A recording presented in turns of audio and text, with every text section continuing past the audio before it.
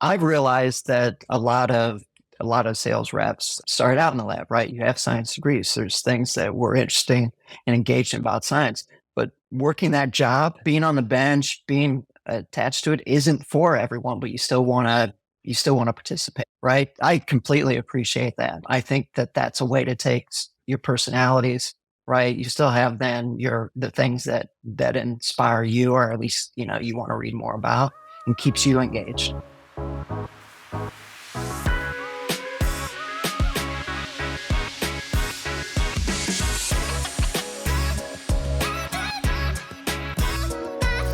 All right, Nick. Today we have a great episode. We've got the legend, Johnnie Walker, in the house. Early on at Synthago, he was one of the original chemists on the team that really helped build out and scale the whole platform. He's got a ton of insight, not only from how to buy stuff from early stage company, but then how do you pass those early research projects on to development and then to scale as you grow your company over time. What were some of the stuff that stood out to you? Yeah, I think I just really enjoyed hearing his viewpoint on reps because he's a great scientist, but he's quite a likable, charismatic guy. So I really enjoyed hearing about how he does or doesn't tolerate reps and what they can do to ingratiate themselves to him. Yeah, I think he also gave a lot of good tips on what reps can do. I think not only for him, but for all scientists in general that they're working with, how you can become more consultative. And really understand the broader scope of what the company is trying to accomplish. And I think the other great piece that really came out was the story of the lawnmower. So that'll be a good one to really kick off this call. Yeah, will be. Awesome. All right. Well, let's dive in. Hey, John, welcome to the pod. Hey, thanks for having me, Harrison. How you doing, Nick? Hey, Johnny. Yeah, so good to see you, man. All right. Likewise. So we prepped you for this one. So what is a crazy or funny story that you've had in your career? I started thinking about this one. And what I realized is I've been in and around chemistry labs, manufacturing, et cetera, for around 30 years now. Every story that brought a smile to my face is probably a health or safety violation somewhere. And so I'm not sure I want to share any of those. So, well, let me tell you a story that made me laugh when I was younger, but I've turned it into kind of metaphor and analogy going forward. So when I was younger, in the summer times, I worked for city services, street crew. I was actually attached to a water treatment plant, but basically I went out and mowed fields and lawns and things like that. So I'm about 2 weeks into a job, and there's a guy who was also working. And you get driven out back of a pickup, get dropped off with your mower, gas, some water. Say, we'll come pick you up for lunch. So I'm still there and I'm trying to get things done. I didn't realize there was this work rate at the city. So I get 5 of these well houses mowed and everything. They come pick me up first. We go over to pick up the other guy, and there's one that's mowed and the other one's half mowed, and he's just standing there looking at the mower. Right. So we've been out for about 3 hours. Pull up. And the 2 guys in the truck who had been working oh no, here we go again, right? We pull up and the fella he goes, I don't know, boss, it just broke. It just broke. And I'm just sitting there taking all this in, and the other 2 guys are mumbling, just broke. We all go back, we have lunch, right? They take the lawnmower to the maintenance guys. They're throwing their hands up. They're like, things do not just break this often. So I come to find out that this was a pretty regular occurrence. So I'm 2 weeks on the job. They set me up as a sting operative. They're like, we're going to drive you out, but you're going to go and watch this guy. You're going to tell us what he does. So I go and watch him. Sure enough, he gets out. He mows one. He mows another one. Stops. He looks around. Finds a pile of rocks. Starts up the mower and just starts bashing them over the rocks until the thing's just stopped. Really. Goes and parks it back where he'd stopped. Goes and finds some shade, napped. That is. Got up. That is. Here's his pickup truck coming, picks up. He's like, I don't know, boss, just broke. Somebody just didn't want to work that day. Oh, man. Somebody just didn't want to work any day. Do you want to know? So everywhere I've gone now, and you go into the lab, I don't know, it just broke. I have to tell that story. I'm always staring at the person. Yeah. Always Okay, questioning them. let's not have it break the same way ever again. So the worrying thing about that story is if anything breaks in our house, my wife looks at me and goes, "Oh, I guess he just broke." Because that's my phrase to her if anything breaks. And she's like, she knows I've broken it somehow on purpose or by accident or by doing something stupid. And she would just go, Yeah. it just broke. So never tell her that story. That's funny. Yeah. Okay. And you may want to watch out for some hidden cameras in the house. Yeah. Well, I've got 3 daughters and I'm now worried that they're part of a sting operation. Yeah, for sure. 100%. Yeah. I had guilt for a while. Anyways, that's my story. I don't know if Austin just broke. That's great. I love how it's translated into the lab too. And now anytime somebody breaks something, you got to question them. Mm-hmm. I love young researchers. I love training up young researchers, and I love them all making the same mistakes. Yeah. I love it. They all think they're the first to have made it though, right? Yeah. He'll never know. No, I'm experienced. Got the grade. That's great. Well, yeah, I think one of the first places we wanted to kick off this conversation is early days of Synthego. You were one of the first people on the chemistry side to come in, and I really built out the entire platform to what it's become today. And I know you've got some great stories I'm sure you can share from there as well. But I think specifically around how do you think about working with different vendors throughout that whole life cycle? So from the very early days, moving quick to later stages when you have to scale up as well. Would love to kind of hear your insights there. Yeah, I think you really need to have a different mindset. And so in my background, I've worked at a few startup companies where I'm, the first of 20 employees. And so that's a different set. And I've also been at large companies like a Biorad. And we also built up Synthego to be a larger company, right? Larger manufacturing. So it is a different mindset. Early on, it's a competition. You want to move as quickly as you can. You want to find the materials that you need. So for my end, I'm looking for materials, chemicals, pieces of equipment, things like that I can get fairly quickly at a fair price. But yeah, I think speed influences, right? So that's what's important. From my end, especially being on the research end, right, I can get things to work, but that doesn't necessarily mean that they move on. And so if you're not cognate, you just buy from anywhere and say, okay, it works. And you haven't necessarily thought to the next step. But once you get something to work, you need to start to switch a little bit of your thinking, right? And especially at a smaller company, because you don't have all of the functions there that can properly do the jobs, like say supply chain. You don't have a fully built out supply chain and management within there. And so without thinking about it, you could tie yourself to a very tiny manufacturer who has maybe some money issues, supply issues of their own, and work yourself into a corner. So you want to be cognizant of that. And then if we think further down the road, as you're more mature, and you find somebody who can turn things around quickly and can promise you a little bit of the moon or the stars and say, no, this is a niche that we can fit into, you should question that and maybe continue the conversation a little bit more. But at that point, I think what you're concerned about is consistency and making sure that whatever you're starting in that development doesn't stop.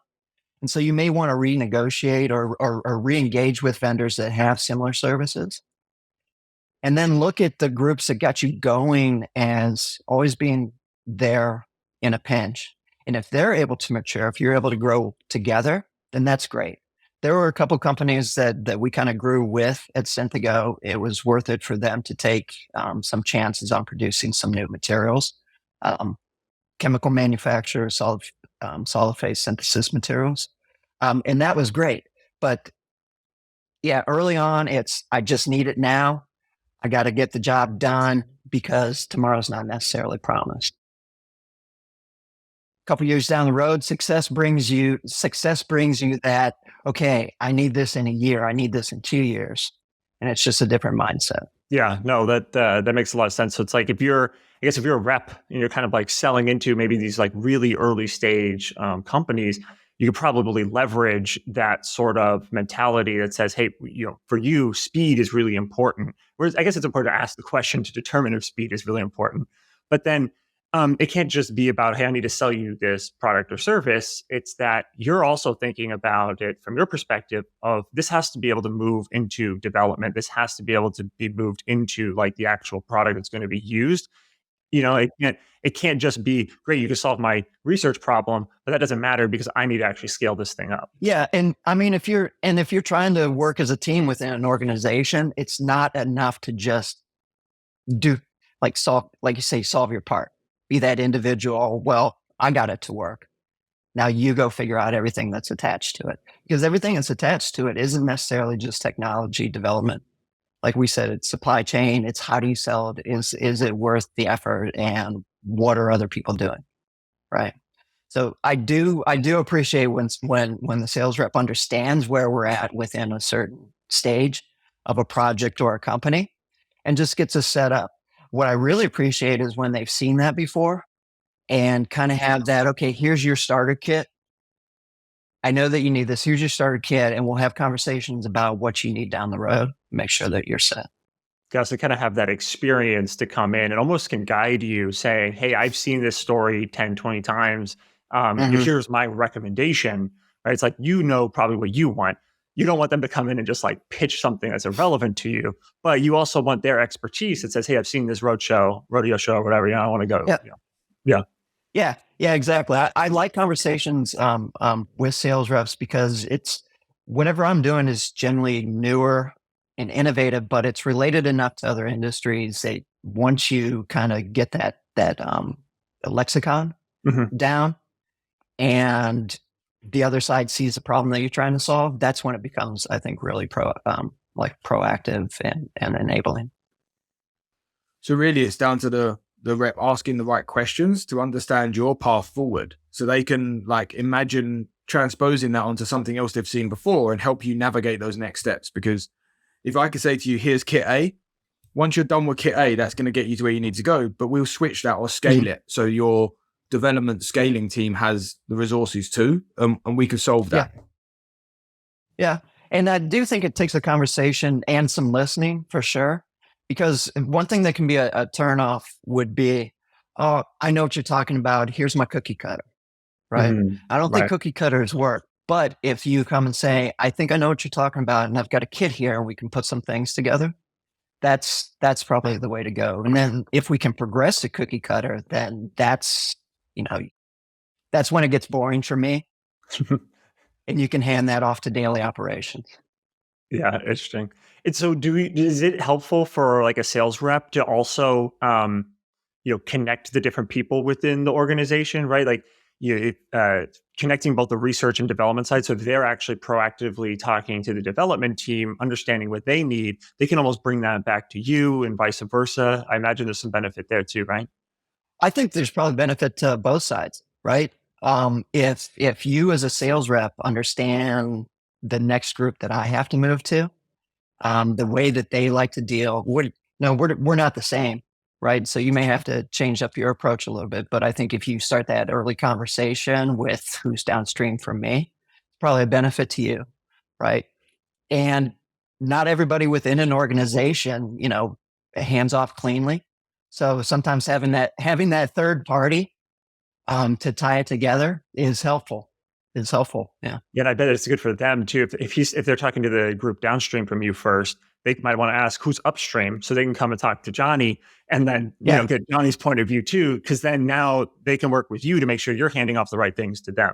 So it's really understanding the full ecosystem of how everything is connected in that company. That's it. You said the word the ecosystem. I think it's important to understand that. So you start in your central point, probably where your strong area is, and then spread out, right? But without stomping through, especially areas that you're not familiar with. Yeah. But I think even if you don't have like a product or service that needs to fit within that other area, I think it's good to understand what the goals are of those other teams as well, because that is, it can better align with then your ideal customer, which might be you in this case. Yeah. I think you're right. I'm not fully built to be in sales, but one of my roles at Synthigo was subject matter expert around all the chemistry, and especially the analysis processes. So I would interact with our clients who are developing, say, therapeutics and their QA, QC groups, et cetera. And it wasn't so much a sales mentality, but it was getting that, what are you trying to accomplish on your end? Here's what I have on my end that we're bringing to you. And we're trying to mesh that up. And as soon as you have that sort of click of understanding, then it's a lot easier to get that flow of information, data, et cetera, right? That back and forth. So one of my bosses used to say, everyone's in sales at some point, right? And the idea is that you're listening to what the other side needs, right? And not just saying, here's what you want. Thanks for listening to the podcast. It would mean the world to us if you could help spread the word by sharing it with someone you know. Succession is a life science sales membership that includes on-demand courses to up-level your sales skills, resources to plan and execute your sales process, community for peer-to-peer networking and learning, and live workshops delivered twice a month. You can get access to all of this as an individual for just $79 a month, or up-level your entire team with customized learning paths built for each individual rep. Come join us at succession.bio. One thing that you mentioned data just now. So a lot of reps, I would say there's maybe half the reps. Half the reps come with too much data and half the reps don't come with any data. Where do you fit from a customer perspective on like, how do you like to interact with the data that sales reps have available to them? For me, you can hit me with a big overall picture at first. I'll ask for, I'll listen to your story and then I'll ask for specifics so that I can go and vet this a little bit. And I'll do this not just buying for science, but in general, this will be my approach. Right, I'm interested in something and I have an idea of who can sell this to me. Give me the overall picture. I'm going to take it from my perspective and start asking you some questions. I think if you come with data straight away, I get lost in that story and we have to really bring it back around to what am I doing right now and how does that work? But I get impressed if I ask a question and you're ready, you're like, we've thought of that. And we've got some things we can discuss. So like you that use the works data for me. slide to back up. Like you set the framework of the story at the big picture level, and then everybody's oriented around, okay, what are we talking about? Then you have specific questions like, hey, I got a data slide for you, and I can like pull that up to talk about it. So you leverage data slides, not as like a presentation of everything about like the capabilities of features of whatever it is you're selling. It's more as it's support for the question that's being asked or for what you're trying to answer. Yeah. You've summarized it pretty well there. And I'm not sure it's easy from a sales end. Like I said, I've been in a lot of startup companies. So we've had, alpha products and we've had early sales rep trying to go out and present what it is that we're developing that we think is better than what's out there. And sometimes I don't know if you can do anything other than say, here's what we've built, here's what it does, here's the data, and here's how we think it compares. But you're right, the story from the other end, it sounds stronger if you say, here's what we can do. And then you kind of defend from there. Here's a question for you, because I have a theory I've always gone by, but actually never really properly tested, is that if you're in a room and you're talking to a sales rep who's delivering data to you, does it have less credibility because they're a rep? Or vice versa? Is it more credible if it's an FAS or a scientist in the room with you? Or do you just care about the detail? That's a good question. So if you're here, I think a sales rep can handle it. If you've done your homework and you understand what you're selling, right? Because you should be able to take some question, should be able to answer some questions that come, and then some that maybe are a little bit deeper. That you can go to your SME, right, and probably get that person their answer straight back. I do like when there's a sales rep and then maybe FAS or a tech rep, because then you just get the conversations out of the way sooner. That's a personal preference, right? And so I think if you're well studied, right, as a sales rep, then yeah, you can handle it. And I don't have a problem saying, well, can you get me something deeper, or can I talk to one of your scientists a little bit later? That just means that you've done the job of convincing me that it's not all over the place. You're just at that point, you're just trying to better understand, making the right purchase, and are you making the right decision? You're just trying to get like the validation of that by the time you're Yeah. trying to want to talk to more people on their team, right? It, yeah, that's it. And that's how it works for me. I have a brother. I have a brother who's in sales. He's actually in brutal sales. He sells cars. And so just the approach is there. You know when somebody is listening to you, listening to what you want, and trying to get you set up the right way. And then you know when somebody's trying to dance around, you just get you to commit. So I don't like the dancing around. No, I also think it's an intention, right? So if you're a scientist and a sales rep, you go in the room with you want to be inquisitive, you want to know more. And if you think there's a fit for us to help you, great. If there isn't, we'll see you when there is a fit. Whereas if you go in a bit too brutal and it's like, well, I don't really care if it helps them. I just need to sell you this thing. I think that gets felt a mile off. Am I right? Like you could just feel it. I think so.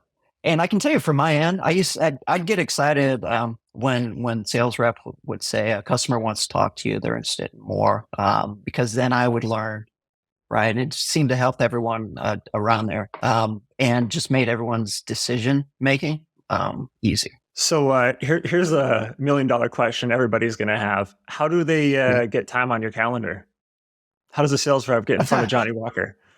Yeah, that is hard. I do ignore a lot of cold reach outs because I also study. So I try to stay ahead of the game, and I know the things that I want, and I will go out looking for some of these things. Every once in a while, I will have something that comes across either LinkedIn or an email that is relational, but mostly it goes away.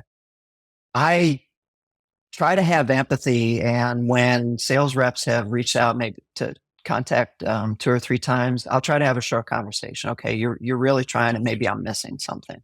But generally, that ends with thanks, but no thanks. I think what helps is probably the network. So if you've done something and solved something within my area elsewhere, or worked with somebody that I know, that's the easiest way in. If you solved a problem within my area, but haven't necessarily worked with somebody I know, you can say, "Hey, we've done this," and that'll catch my attention. So I guess you can catch my attention by what you've pulled off elsewhere, and then we go from there. Which I is am bad. It's stuff that's important to you, though, right? It's not. I think the issue with a lot of outreach, and I'm sure you get a ton of it, and it all looks the same. It's like, hey, here's our product, here's our different capabilities, here's our turnaround time, and the email's about this long. It's not. There's like all this information, and it doesn't really help you trying to figure out like how you can benefit from what it is. I will say the cold reach outs that are shorter, that are kind of bullet point and should we have a conversation, those are more effective. Those I may reply to and say, no, that's not quite what I do, good luck. Right. What I have learned from working with sales is no is a better answer than no answer at all. Right. Because it allows everyone to move on. Exactly. Actually, no, they say a no is better than a maybe. Right. So a yes is great. A no is great because you can move on. But a maybe is the worst answer because now you're just trying to drag it along and falling up and falling purgatory. Up. It's just, exactly. Yeah. I will say though, once you're in the door, if we have a good relationship, I'll go to bat for you. You always get first dibs, and I like building longer term relationships because ultimately we're all trying to do the same things, right? Yep, 100%. We're trying to advance science. We're trying to save lives. We're trying to make an impact, right? I think that's the thing that not all scientists appreciate.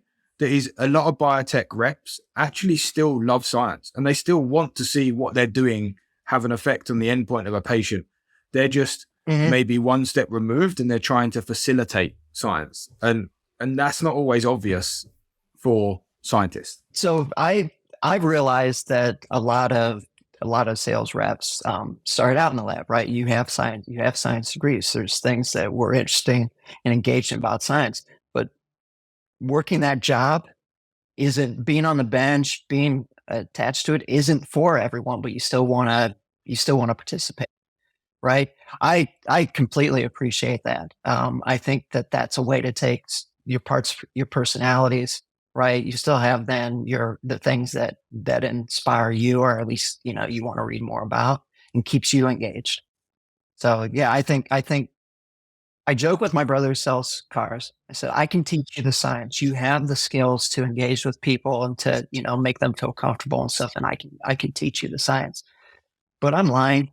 So at some point, it's good to talk to somebody who's done it before, appreciates what it is you're actually doing.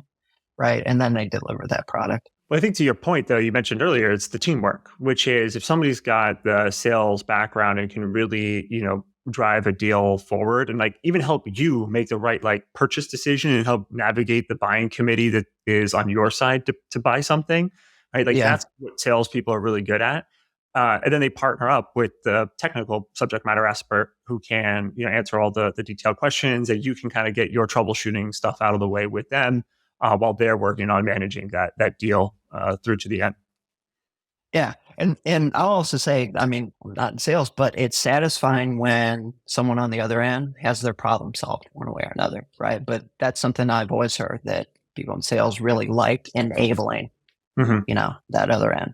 Well, one thing that's really nice from a sales victory. perspective is when you actually get to hear that from customers. I think a lot of the times we don't actually get to hear the impact that we provided as a sales rep. So so a lot of the times it's like, hey, we close the deal, we pass it on, and maybe it moves to the customer success team. Maybe they get some support questions answered, but you don't always get that closed loop of, hey, this was awesome. This, whatever, these guide RNA really worked in my experiment. You don't always get that closed loop feedback. And so, I think maybe from a customer perspective, they should be reaching out to sales reps and just being like, hey, thanks so much. That'd be great. I think it would. I think they should. I'm going to try to do that more often as well. Yeah. I think what a lot of scientists probably don't realize is actually we have a wide network, and if you've done something we've sold to you, and you've done a paper, a publication, or something, we actually are proud that we was part of that, even a small part, and we're going to shout about it. And for scientists, credibility and publication is everything. So we're going to help raise your profile just by being proud about it. So it's a feedback loop that actually helps everyone. We get a nice fuzzy feeling from it, and we don't look like cold, callous money grabbers. Then you guys get the notoriety increase.